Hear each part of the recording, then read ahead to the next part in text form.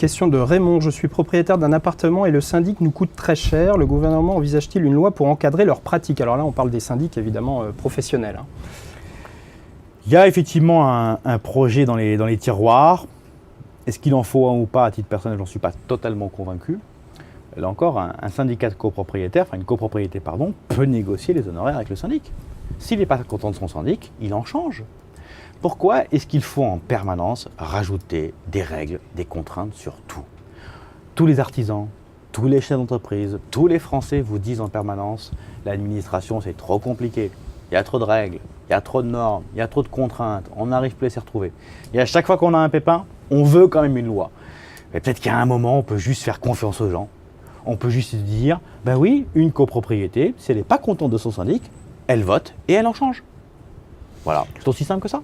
Toujours à propos des syndics, selon vous, est-ce qu'il faut interdire le principe des contreflets?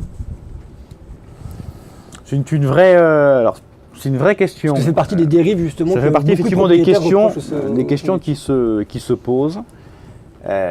Moi, je suis partagé sur la solution à apporter à ça. Je suis très partagé parce que d'un côté, je peux comprendre que ça choque certains. De l'autre, il faut juste regarder la rentabilité effective du syndic en dehors des contreflets.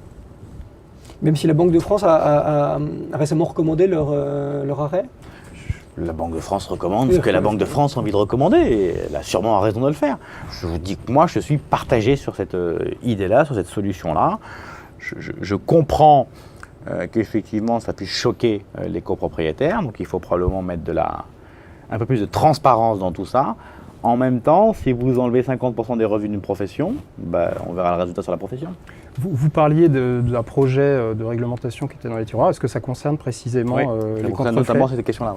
Oui. Les entiers dans les tiroirs, il va arriver un jour ou alors vous ferez des cas de fer?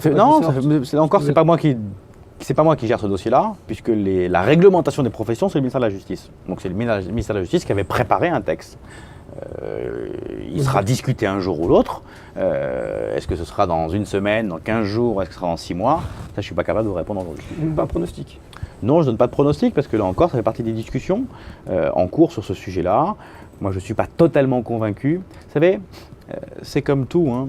Il faut toujours mesurer les conséquences d'une loi ou d'un texte. On peut comme ça se dire, bloquer les loyers, c'est génial. C'est effectivement une idée de bon sens. Sauf que si ça produit une catastrophe, il ne faut peut-être pas le faire. Pour tous les textes de loi, il faut peut-être se dire qu'il peut y avoir des idées de bon sens comme ça. Mais si les idées de bon sens produisent une catastrophe, peut-être éviter de les faire.